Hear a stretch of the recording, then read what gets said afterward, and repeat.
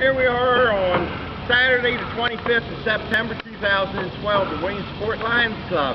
We're getting ready to start our first annual boat float down the Conococheague Creek, and you can see here we got 1,000 boats bought and paid for, ready to be floated here at 12 o'clock. Going to be 7 prizes. It's going to be a top prize of $750, so good luck to all the people. We want to thank everybody that participated in our fundraiser. Can you tell us where we're at right now? We're at the C&O Canal Basin at the mouth of the Potomac River in the Conococheague Creek. And we're up Williamsport, Maryland. All right. Anything else? That's all, and good luck to all. Everybody is going to be a winner here coming up, $750. Thank you.